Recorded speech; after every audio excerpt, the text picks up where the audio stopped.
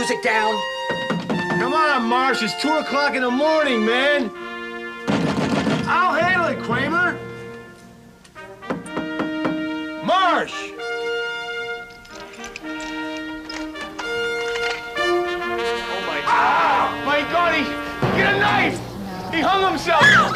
Get a knife!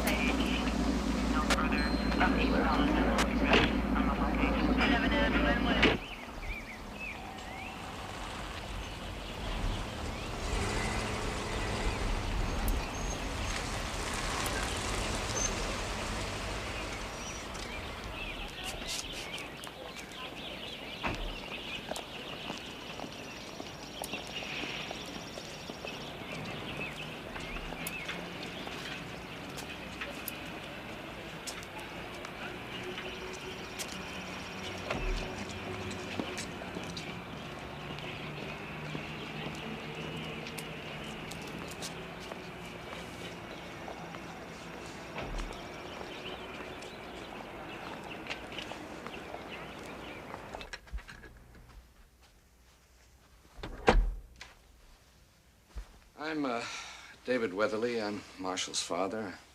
I have an appointment with Professor Kingsfield. Yes, sir. I'm so sorry. Professor Kingsfield is expecting you.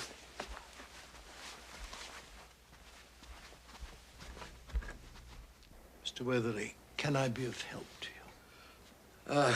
Yes, I was hoping I would be able to talk to some of Marshall's friends. Maybe they can tell me something. We'll have Mrs. Nottingham set that up, of course. I hope it isn't presumptuous, but I wonder if you could tell me if you remember the last time you saw Marshall. Yes, I do. I'd set an examination that morning, and after the exam, Marshall asked to speak with me. He had no appointment. Naturally, I had no intention of seeing him. However, my secretary prevailed upon me. Seems extremely upset about something. Make an appointment for him, then. He can argue his case much more effectively after he's calmed down. Sir, I think you should make an exception this time.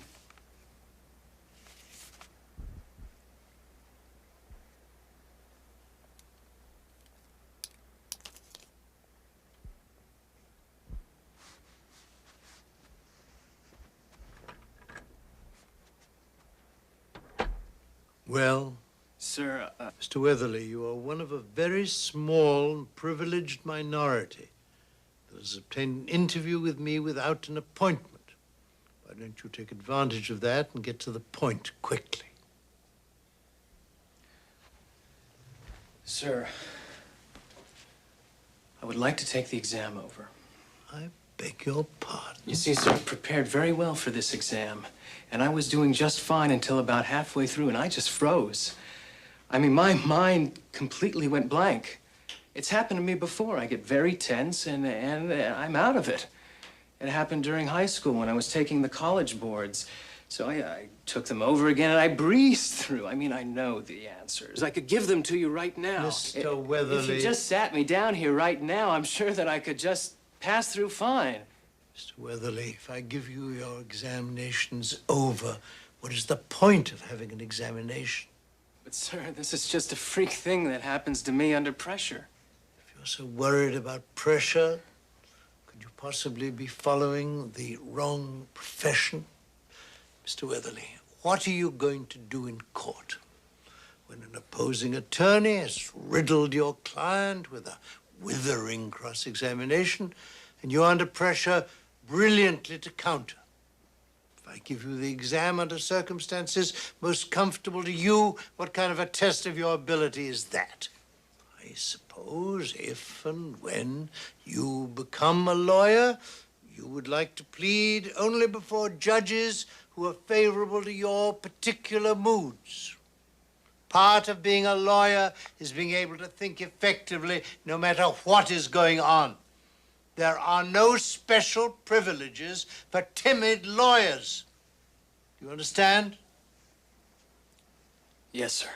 Good. Good day.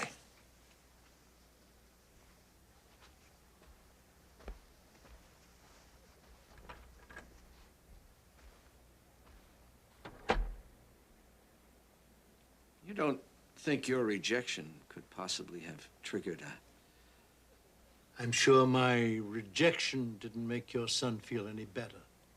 However, I'm quite sure that it was not responsible for what happened. It was the question of why he came here to ask for another chance that's at the heart of the matter. Yes, of course, I'm sorry. I didn't mean to imply. I'm sorry, too. I wish I could have done more. I didn't know your son very well, but if you'll talk to his friends, to those who really knew him, perhaps you'll find out more.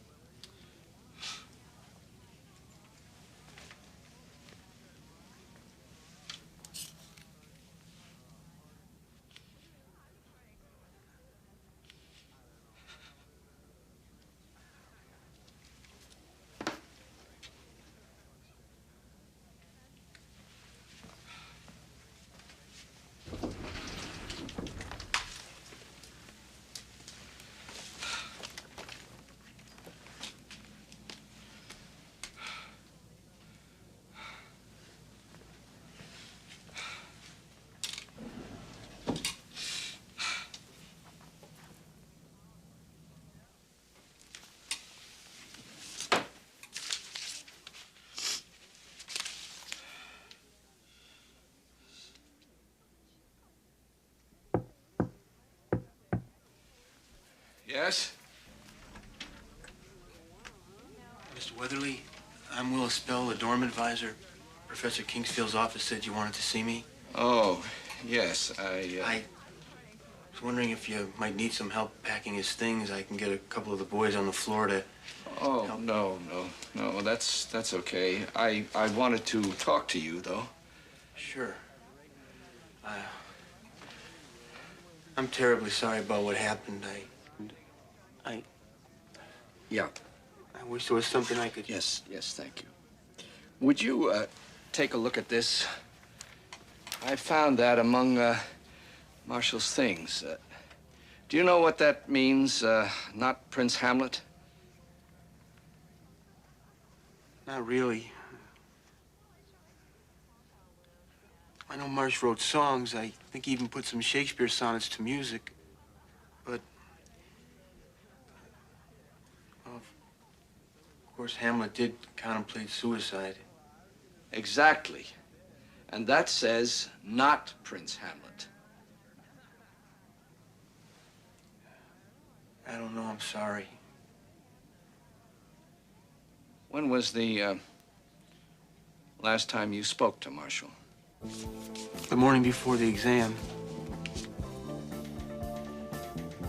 Nice old custom putting perfume on a letter. From your mother? Hilarious, Marshall. Matter of fact, it's from an old flame, one of the few women who hasn't told me to go jump in the lake. Now, not many people have relationships in law school, do they? It's time to develop a decent relationship. I've managed to get involved.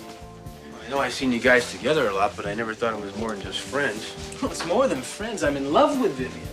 That's great. Congratulations. Vivian's terrific. Yeah, I'd like to tell my family about her, bring her home, introduce them. Well, you think this guy would fall in if you did? Are you kidding? My father would have a stroke if I walked in with a black girl. I haven't had a steady girlfriend in 4 years. I'm beginning to think my father thinks I'm a little bit funny, you know? He wouldn't care who I'd bring home as long as she was Catholic. Well, your father sounds reasonable to me. Yeah, to you. Ah, my lucky pants. Yeah, I took a rabbit's foot to Kingsfield's class. Didn't help. You know, she's the first woman, the first person, actually, who's ever understood me. I'm just afraid my father's gonna screw it all up. Hold it. Wait a minute. First of all, as unbelievable as this may sound, things may not work out with Vivian. I want to tell him I'm in love, Belle. It's important. I see a future. Well, you got to tell him the right things at the right time. If I'm not married by the time I'm 30, I could bring home a Playboy bunny. I could bring home a black Playboy bunny. As long as she was Catholic. Right. I got my pen, I got my pad, I got my pants. I'm off to fight the wars. For a guy going into a Kingsfield exam, he seemed in great shape. Hey, Marsh. Good luck on the test, buddy. Maybe it's because he was in love. Oh, my God, I just realized this is the first you've heard of Vivian. It's all right. I'm glad he found someone that he felt understood him. You don't think that she might have had something to do with this, do you? Like what? Oh, I don't know. Some quarrel, some breakup, some misunderstanding. I said I don't know. That's why I'm asking. Why don't you speak to her? Yes, I plan to do that. Right. Well, if there's anything else you'd like to talk about, my room is right across the hall, sir. Just a minute. Did you see Marshall after the exam? Not right after, but I saw him that night. And how was he then? Fine. Fine? He'd gone to see Kingsfield to take the exam over. How could he have been fine? Sir, I don't know what happened with Professor Kingsfield, but that night at the tavern, he was fine. Hey, Marshall, good to see you here. How'd you... He was real popular. Every time he walked into the tavern, people wanted him to sing. Hi, Marsh. He said hi to a few friends and made his way through the bar till he got to the table. He's so happy to see Vivian, you could see that he was crazy about her. And it looked as though she felt the same way about him. Look at us. Kingsfield gave us an exam this afternoon and we all survived. You feel okay about it, Marsh? Oh, yeah, it's just terrific. Wonderful. Couldn't take his eyes off Vivian. I got the sense he wanted to be alone with her, and, well, we didn't make it very easy for him. They're insisting. That doesn't mean you have to. I think it does. They want a command performance. Who am I to turn them down? Couldn't really hear much, but whatever Laura said, it got him on his feet. Well, unaccustomed as I am. I got a new one tonight. I wrote it this afternoon during Kingsfield's exam. Seriously, folks. This is a poem written by Thomas Carew, written somewhere in the early 1600s. And the only thing that I have changed is the woman's name in the poem and added some music. And I hope you like it.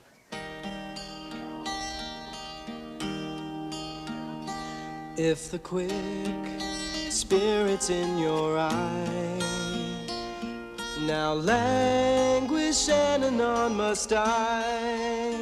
He was really into the song. He knew we liked it. He was high on it. He loved it. He loved it. And any troubles he had with anything, I felt he put behind him. We were a room full of people, but he was singing just to Vivian. Vivian, let us reap our joys ere time such goodly fruit destroys. Vivian, Vivian.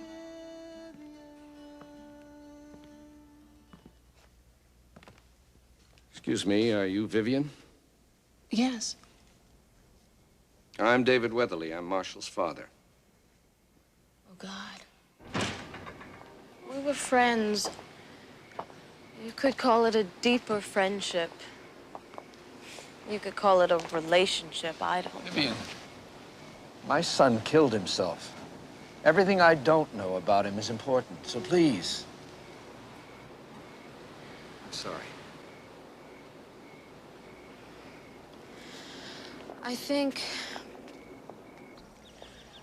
I I think Marshall felt that I was the only person who really understood him. Oh, God. Good to see Kingsfield's exam hasn't depressed you permanently. Who said I'm depressed? I'm exhilarated. Oh, run away with me, Vivian. We'll find an island all of our own, and we'll raise a tribe of half-white, half-black singer lawyers.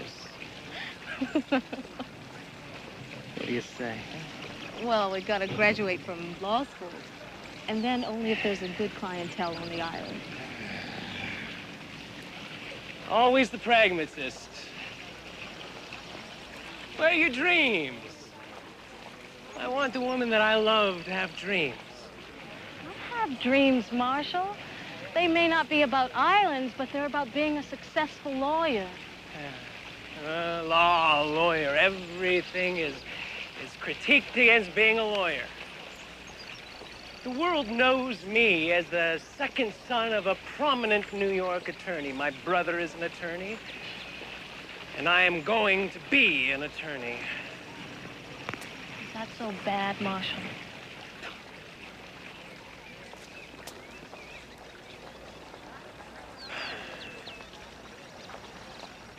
When I was young,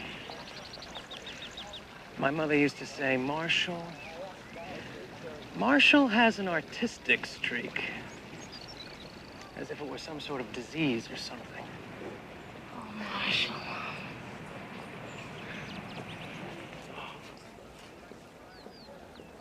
Somewhere there's an island. Somewhere. An undiscovered island waiting for us. Where we can go and we can live as we like.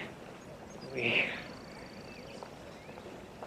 can play my music and you can do your art and we can raise our kids. And we can eat off the land and grow old and happy together. Without ever hearing the words brief or codicil or tort again. Marshall, there are other things you can be. You don't have to be a lawyer. Maybe I can be whatever I want. It won't change the way I feel. I'll always feel this way. You don't have to be here if you don't want to.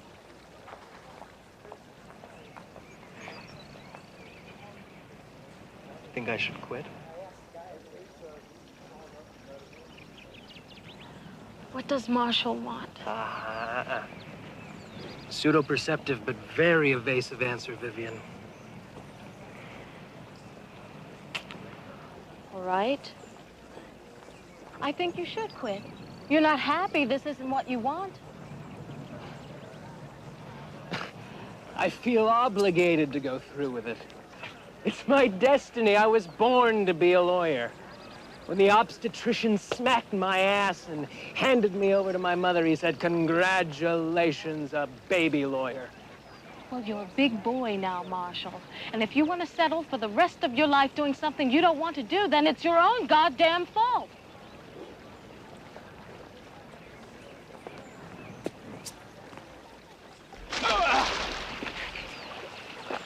Come on in.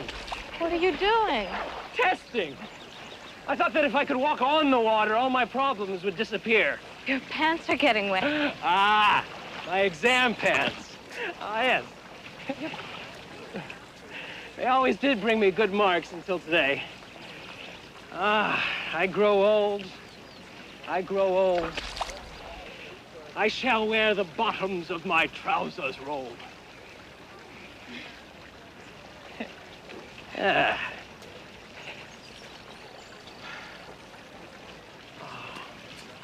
You know what we could do? What? That would be magnificent. It would take us away from everyone who doesn't understand us and bring us to a place of absolute peace. What? We'd go out to the beach. And we can walk into the surf together and keep walking until it overwhelms us, until we disappear together in the sea. Marshall, this is nothing to joke about. I wasn't joking. You didn't see Star is Born did your second version, James Mason. It was magnificent. It was a movie. It was an example. It told us you don't have to succumb to the kind of pressures of this life when there's another. Marshall, one exam can't be that important. It's not the exam. You don't understand. You don't understand.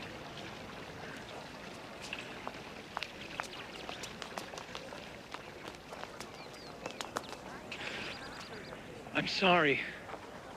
I'm sorry. I shouldn't have said that. You're the one person who does understand. Marshall, you scare me. Please promise me that you'll never talk that way again. I promise. No. Please. Don't be upset. Everything's gonna be fine. I'm gonna be fine, I promise you. I promise. You were with him that night at the cafe, and he was feeling better, wasn't he? Well, I could tell he was still troubled. He looked morose. Hey, Marshall, good to see you.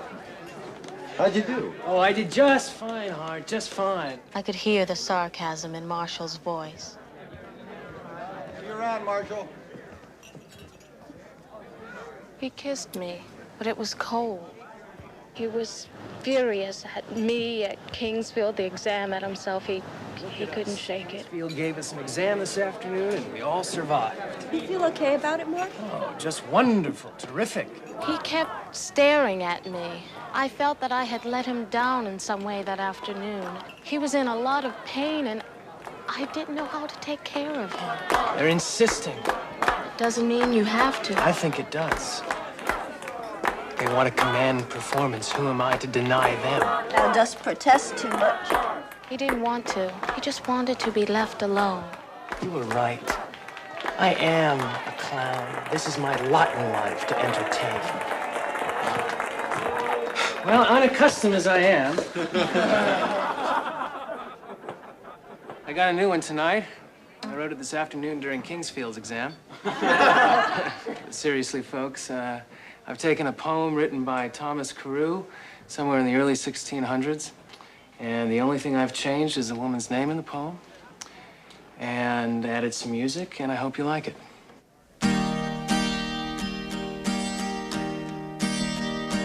If the quick spirit's in your eye, now languish and on must I. He was singing the song for me, but it wasn't with love.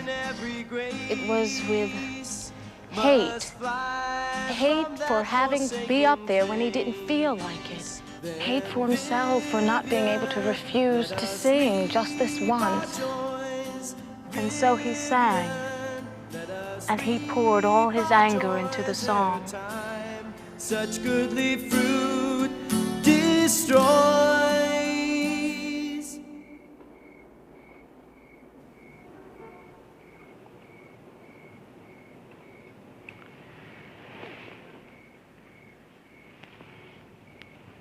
This is a note he left. I wonder if you know what it means.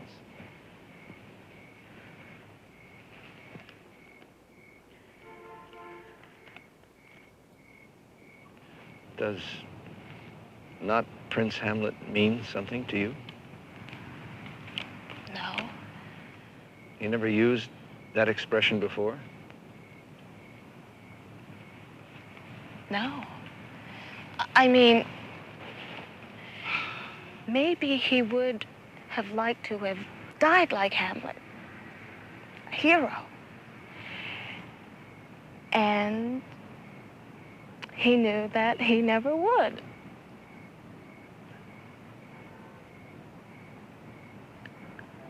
I just don't know.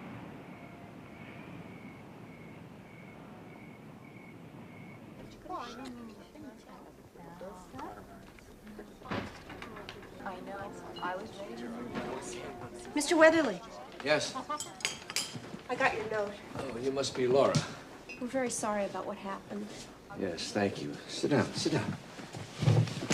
I've been talking to some of Marshall's friends, and, Fine. I've got class in half an hour, so if you need more time, I'd be willing to meet with you. Oh, no, this is all right. It's all right. I understand that you studied with Marshall the night before the Kingsfield exam. Yes. Sort of. Sort of? Well, yeah, studying with Marshall wasn't exactly studying. I mean, studying did get done, but there was always a little singing, a few jokes, some weird stories.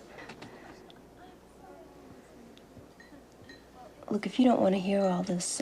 No, I want to hear it all. Well, fact is that the night before the exam, Marshall was ready to bag it. Bag it? Blow the exam, not take it. How could he do that? How? He would just do it, not show up. Kingsfield gets to some people that way.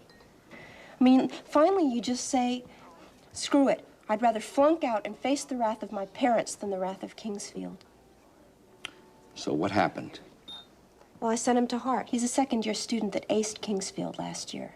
I figured if anybody could give him some pointers, Hart could. Well, he must have said something to encourage him, because at least he was willing to study after that. So I just grabbed him, sat him down, and we drilled over the material. Okay, Simpson versus Davis. We just did that. No, we did Samson versus Drivers. How do they expect us to know the difference when the names are the same? Their names are not the same. Simpson and Samson are not the same. They're close enough for me. Shit. Are we gonna study, or are you gonna continue on with this asinine argument? Is that a choice? I'd rather continue with the argument. I give up. No, don't give up. Be tough with me, I need it. Great, what does it do for me? Oh, you're very attractive when you're tough, very sexy. Now that turns me on. What turns you on to contract law? That's what I want to know, huh? If I knew that, would I be here asking you for help? All right, let's just get on with it, okay? Isn't it time for a break? We just took a break a half hour ago. That long ago? Come on, I got some good jokes. Marshall, we don't have time for jokes. What is this? I don't know. Oh, come on, what is this? I give up. A test tube baby in the fetal position. Come on, I got a million of them. Knock, knock. Knock it off. Very good. And not very funny. Look, I'm gonna pass this goddamn test, and you're not if you don't quit telling those idiotic jokes. Simpson versus Davis. Slave driver. Simpson hired Davis to paint his house, but unhappy with the color. After it was finished, Simpson asked Davis to repaint the house. Did Davis paint the house the color agreed upon? Yes. So is Davis financially responsible for the repainting job? No. Simpson agreed to pay in full for another coat of paint, but Davis removed the first coat and charged Simpson labor cost. And Simpson argued? Simpson argued that he did not ask Davis to remove the new paint, therefore the removal cost was Davis's responsibility. And Davis argued? God, there's more? Of course there's more! Davis argued! Davis argued, As per the original contract. As per the original contract. The paint was? The paint was, how many syllables? 2, removed. Therefore, it was assumed that it should be removed in the repainting. Despite? Despite what? Despite the absence of a written contract for the painting job. Right. Of course it's right, but I want you to say it. Despite the absence of a written contract in the repainting job. Therefore. There's a therefore? Who won the case, Marshall? Davis. Why? Because it was held that he had not acted irresponsibly for removing the second paint because there was a precedent established in the original contract. Very good! Really? Yeah! Let's take a break. Oh, shit. Well, we did decide to take another break. I know I needed one. I don't want grape. Coke doesn't work. I won't drink anything grape. The orange doesn't work. The machine is on the blitz again. I must have put $50 into this monster already. Surely you exaggerate. All right, $4.50, but I am tired of this bullshit. Hey, look, don't take out your Kingsfield frustrations on the vending machine. Why not? I am owed 10 of these things, and I want them now. What you're gonna get is a broken foot, and I don't think you can sue for that. I don't care. Marshall, stop it. Marshall. Marshall! This is vandalism. Cut it out. God damn it! You think everything's a big joke. It's not funny, Marshall. What the hell makes you think you can rip off the vending machine? Who the hell do you think you are? You don't think I'm amusing? How sad. It is sad. You take nothing seriously. You're just a big clown and you're screwing yourself over, Marshall. Well, the joke's on you. Nora.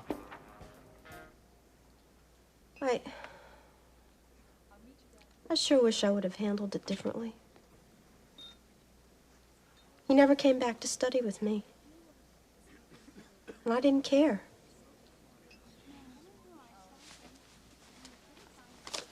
Does this mean something to you? Marshall wrote this.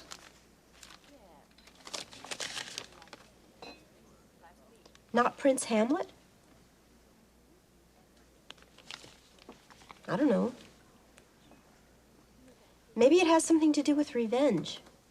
Hamlet was a revenge play. Maybe he was angry at someone. At everyone.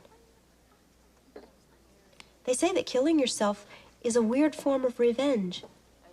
Revenge? Revenge for what? All right. All right. You were here that last night. Now, when he sang, how was he then? He looked terrific. I mean, I was amazed. Why? Well, after what happened on the exam, he was really depressed. I went by his room around dinner time to see if he wanted to come to Ernie's and, you know, patch things up. He just said he wanted to be alone. So I was really surprised when he showed up later. Well, unaccustomed as I am, I got a new one tonight. I wrote this afternoon during Kingsfield's exam. Seriously, folks, this is a poem written by Thomas Carew, written somewhere in the early 1600s, and the only thing that I have changed is the woman's name in the poem, and added some music, and I hope you like it.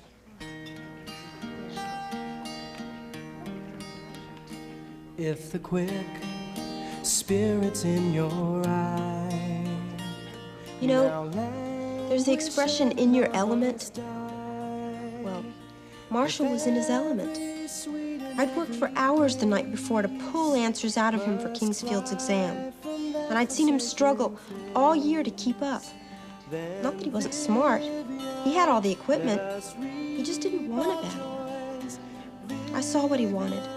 He just wanted to be up in front of a few people singing his heart out. He wanted to be somewhere where he was in control. Hell, we all want that. This place makes you feel so damn helpless. I'm late for class. Go. And thank you.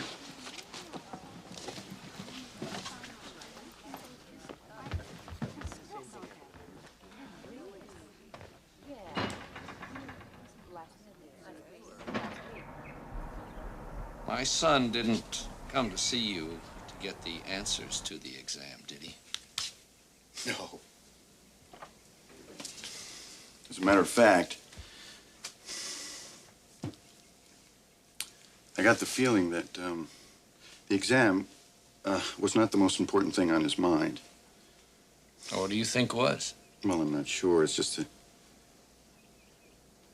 Well, first-year stress affects people in strange ways, and... Well, the strangest thing about Marshall was how open he was to me. See, we hadn't really spoken much. What did he say to you? Please, don't worry about my feelings. Just tell me.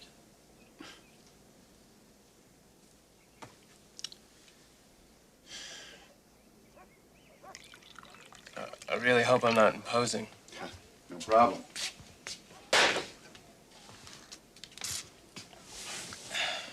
I mean, if I'm gonna talk to somebody about Kingsfield's exam, you're it. Oh, Marshall, there's no deep, dark mystery. I know you're probably just gonna tell me to study my ass off, but I thought that maybe you could help. Tell me something. study your ass off. Right, well, I deserve that. No. Look, most law, believe it or not, most justice is based on common sense. If you'll remember that going in, then the results of these cases are no mystery, okay? So really, all you're asked to do is remember the details. I mean, when I was a kid, I used to be able to tell the difference between all the new makes of cars. You know, the Pontiac had the little Indian on the hood with the very narrow grill, long grill. And the Buick had the grill that looked like buck teeth. They all had headlights, they all had grills, they all had bumpers. But I saw the details because I loved cars. And I loved to be able to tell the difference between them. Great. I don't know the difference between a Toyota and a tow truck. I'm not a very observant person. No, if you care about something, you are. I mean, don't you feel that way about your music? No. Music is personal. The law is cold. To you.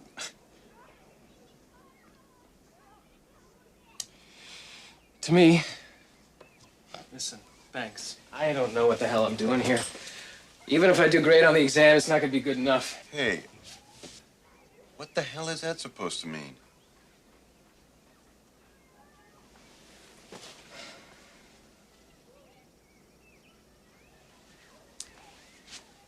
You see, Kingsfield isn't just Kingsfield to me.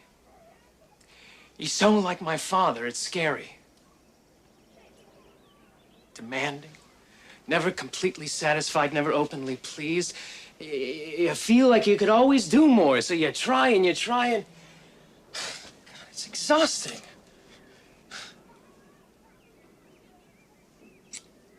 My father came to this school. Law review. My brother, law review. I just can't get by in this place. I've got to march through triumphantly. And nobody ever asked me if I wanted to be a lawyer. It was always assumed.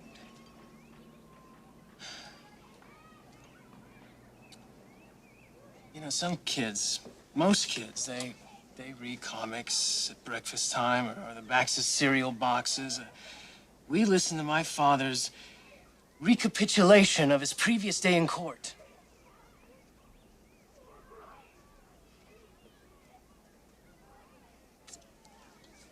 I remember once he took us to the Macy Day Parade. And Snoopy came by. And the kid next to me said, "Hey, look, it's Snoopy." And I said, "Who's Snoopy?"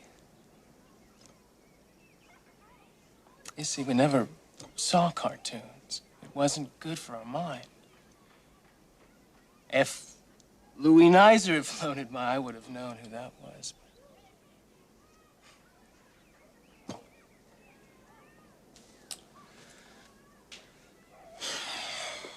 Shit. When I started playing the guitar, my father thought that I was turning into some sort of freak or something. That's what he said. I remember screaming at him, "John Lennon could buy your firm out 100 times over." But it didn't answer his charge. Isn't it every artist's story? Misunderstood by his conventional and conservative parents. Hey, what? Go to law school. Have you ever talked to your father about all this? I tried. You don't talk to him.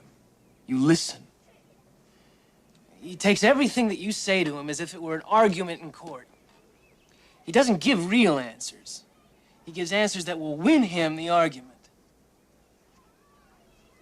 I remember, after one of the New York blackouts, telling him about a story that I heard on the news. It reported looters were stealing name-brand items first from the stores. And he turned to me and he said, "That doesn't make it right, does it? That is a 3-step logical jump. He was prosecuting me. He wasn't listening. He was prosecuting." Oh, part of me would just love to flunk out this test. Just flunk out. And send my old man a message. And a part of me wants to be the top of my class. To show the bastard that I got what it takes. I don't know. I don't know. They say you can't make anybody seek help. Still, I wish I tried harder.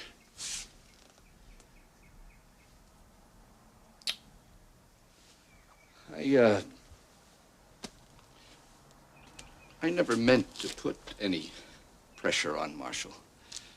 I didn't know I had.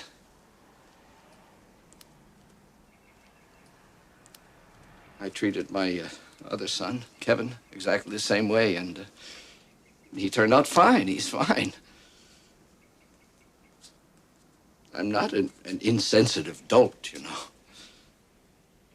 I know how fathers can drive their sons too far. I've seen these crazed fathers at their Little League baseball games, pushing and pushing their sons until they break. I'm not that kind of man. I never pushed Marshall. I never pushed him. I wanted what was best for him. And I know that the only way he could have the best was to be the best. Now, I believe in that. And I wanted him to want it. And I tried to motivate him. Motivate, yes, but not push. There's a world of difference between those two things. And if Marsh had... If he had just... he had just come up to me once and said, Dad, I feel like you're pushing me. Or, Dad, I don't want to do that. I would have talked with him and I would have understood. Damn it. I make my living listening to other people's problems. I would have listened to my son, but he never talked to me. He never talked to me.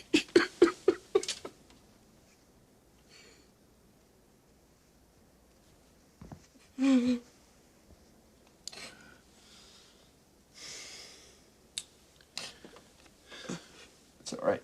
I'll be all right. I'll be all right. It's okay. Would you like to sit down here? Yes. I'll be okay. I'm sorry. I didn't mean to burden you with all of that. No, that's all right. It's okay. I'll be okay.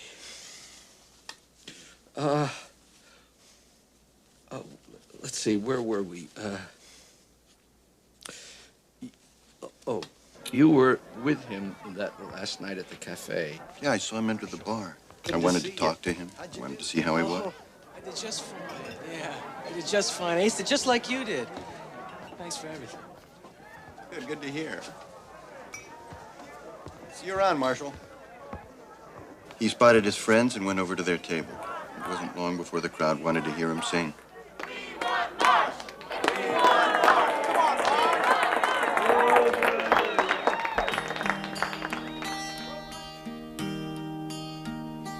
If the quick spirit's in your eye, now languish and anon must I. As he got into his music, there was a change. It was like he'd found some kind of peace within himself. I was relieved. I could see that Marshall had something he could hold on to and love, his music. It didn't matter about the law. He'd found a way to be complete. At least I thought so. Let us reap our joys ere time such goodly fruit destroys.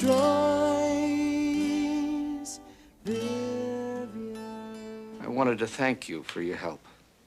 Talking with his friends was, well, let's just say I may have learned more about Marshall in these last 2 days than I did in 22 years. There is one thing that you might still help me with. He left this note. He wrote it. I thought it might tell me something that no one else has been able to. Why he did what he did when others here, under the same pressures, even family pressures, don't. Not Prince Hamlet. I'm not a Shakespearean scholar, so I can't figure out what it might mean. Well, it's not Shakespeare. It's T.S. Eliot, the love song of J. Alfred Prufrock. No, I am not Prince Hamlet, nor was meant to be. I'm an attendant lord, one that will do to swell a progress, start a scene or two, advise the prince, no doubt an easy tool, deferential, glad to be of use, politic, cautious, and meticulous, full of high sentence, but a bit obtuse. At times, indeed, almost ridiculous.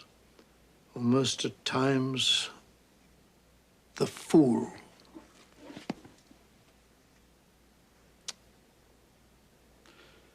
Of all the ways to describe my son, never would I have thought the fool.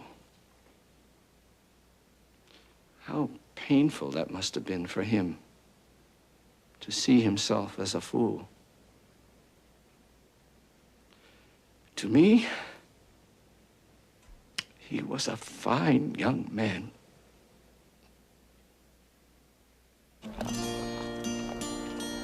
Or if that golden fleece must grow forever free from aged snow, if those bright suns must know no shade, nor your fresh beauties ever fade, then fear not, Vivian, to bestow.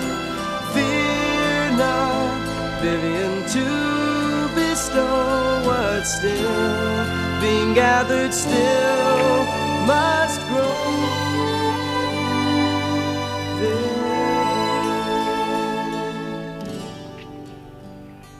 The sea, the time his sickle brings, either time his sickle brings in vain, or else in vain.